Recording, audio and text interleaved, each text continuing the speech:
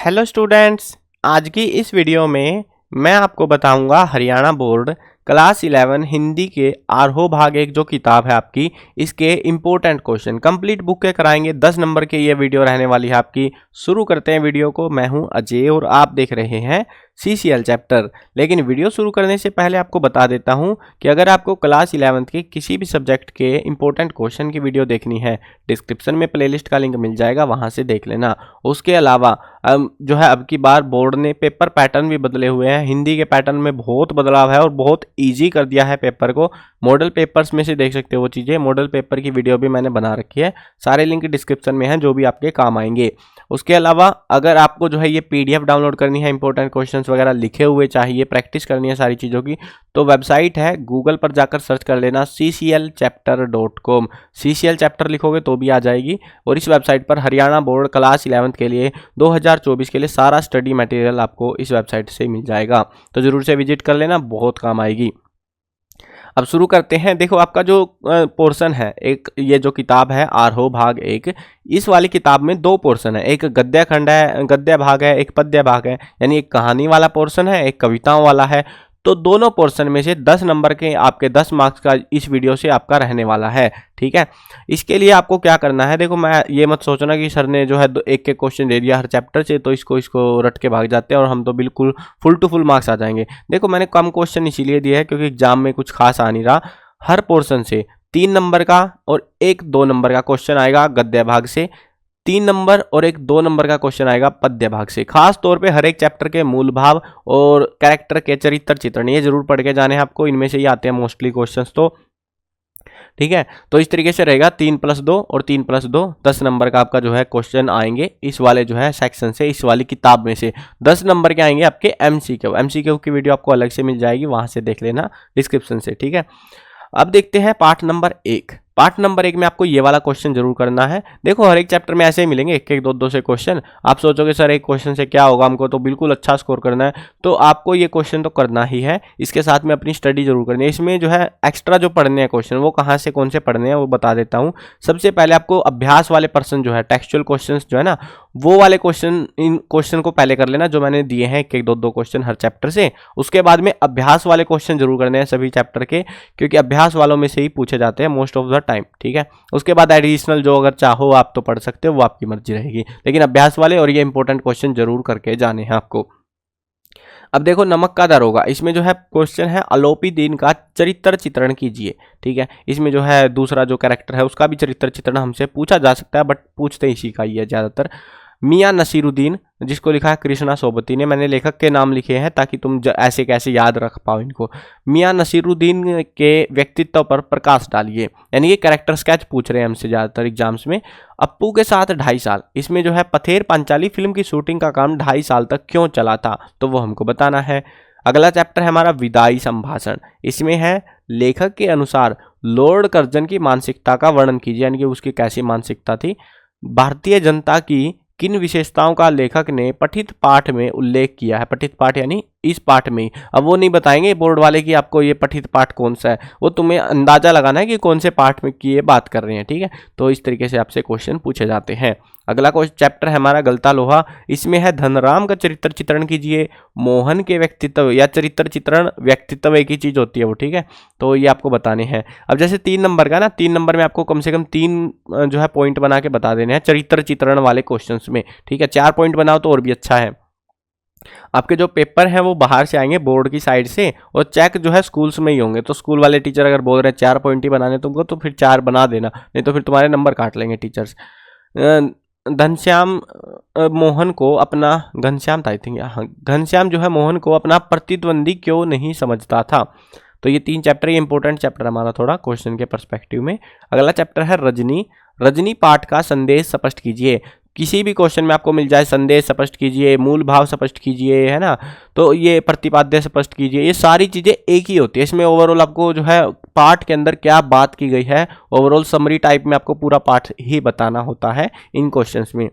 Tuition के विषय में अमित की धारणा पर प्रकाश डालिए, यानी कि ट्यूशन के बारे में अमित क्या सोचता है। अगला चैप्टर है जामन का पेड़। इसमें जो है पाठ का उद्देश्य स्पष्ट कीजिए।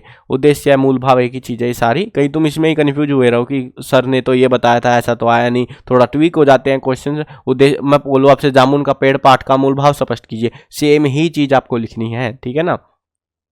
जामुन का पेड़ जो पाठ है इसके आधार पर सरकारी कार्यालयों की कार्य प्रणाली पर प्रकाश डालिए कि किस तरीके से कार्य करते हैं। अगला जो चैप्टर हमारा वो है भारत माता। इसमें प्रश्न नंबर 1, नेहरू जी भारत माता की जय का क्या अर्थ बताया था, तो उसके बारे में बताना है। अब ये थे हमारे, देखो मैंने हर एक चैप्टर से बहुत कम क्वेश्चन दिए हैं। अब आपको भी पता है क्वेश्चन आने ही 4 है सारे के सारे, कोई एक्स्ट्रा क्वेश्चन नहीं मिलेगा। कहीं तुम सोचो 3 नंबर का है, 1 2 नंबर का, तो एक आध क्वेश्चन एक्स्ट्रा देंगे, वो ऐसा कुछ नहीं है। 4 क्वेश्चन आपको मिलेंगे, राइट बिल्कुल 4, ठीक है। और चारों के चारों ही करने हैं, कोई एक्स्ट्रा क्वेश्चन नहीं है इस वाले सेक्शंस में। पद्यखंड देखते हैं। पद्यखंड में हम तो एक एक करी जाना, इसमें जो है इनमें से थोड़े ज़्यादा पूछे जाते हैं इस वाले चैप्टर से। कबीर की सुधारवादी चेतना का परिचय दीजिए। कबीर के सुधारवादी दृष्टिकोण पर प्रकाश डालिए। ये ऑलमोस्ट सेम सा ही आंसर है दोनों का, ठीक है। मतलब ऐसे कंफ्यूज करने के लिए पूछा जाता है। और इसमें जो है व्याख्या वाले पोर्शन में, ये कविताओं वाले पोर्शन में आपसे कोई भी पंक्ति दे देंगे, उसका भाव स्पष्ट करना पूछ लिया जाता है। उसमें आपको देखो, आपने कविताएं पढ़ी हैं, वो सारी चीज़ें पढ़ रखी हैं। अब भाव स्पष्ट करते टाइम पे आपको किस चीज़ का जरूर ध्यान रखना है, भाव का मतलब क्या है, वो क्या पूछना चाह रहे हैं आपसे, वो जरूर समझ लो। भाव के अंदर पहले तो आपको बताना है कि इसका मतलब क्या है। निर्भय भया कबीर दीवाना, तो इसका जो है निर्भय हो गया, मतलब कोई डर नहीं रहा अब कबीर को, तो वो दीवाना हो गया। कुछ जो भी सेंटेंस आपने पढ़ा होगा, आपका एग्जैक्ट ध्यान होगा, तो इसका जो है पहले मतलब बताना है, ठीक है। मतलब बता दिया, उसके बाद में बताना है कि इसमें जो भाषा है वगैरह वो चीज़ें भी आप बता सकते हो, या फिर वो चीज़ अगर आपको नहीं आती है तो आप ये बता सकते हो। पहले तो पंक्ति की व्याख्या आपने कर दी, व्याख्या करने के बाद में कि कबीर इसके माध्यम से किसको संबोधित कर रहा है, क्या वो कहना चाह रहा है किसी को, तो वो चीज़ें भी बता सकते हो। अब ये पंक्तियां बदल दी जाती हैं, अलग अलग टाइप की पंक्तियां आती है एग्जाम्स में, मैंने बहुत देखा है। ऐसी पंक्तियां ही ज़्यादातर देखने को मिलती है, या तो मूल भाव मिलेगा या फिर ये 2-4 चीज़ें हैं जो कि क्वेश्चन उन्हीं कंसेप्ट पे घूमते रहते हैं।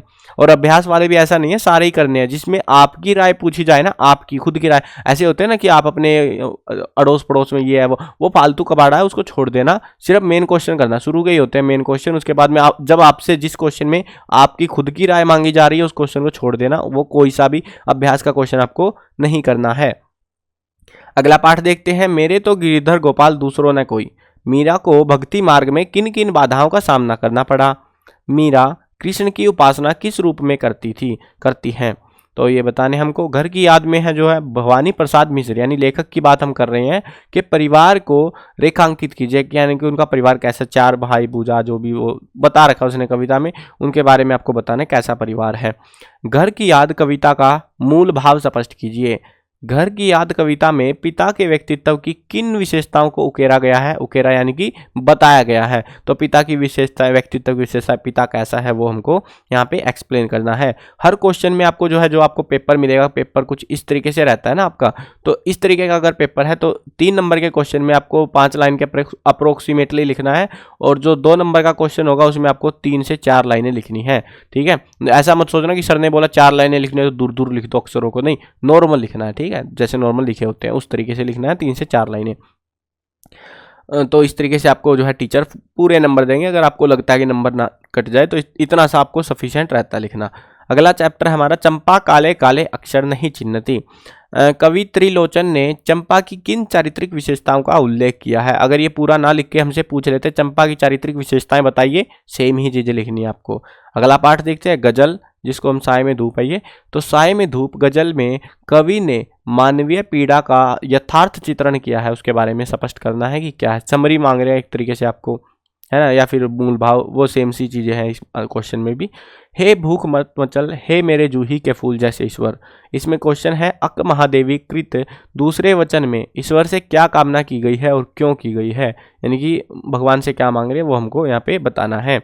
सबसे खतरनाक, इसका तो कविता का सार लिखिए, मूल भाव ही है ये। सबसे खतरनाक मानसिकता का वर्णन कीजिए, यानी कि इसमें भी काइंड ऑफ मूल भाव सही हमको बताना है।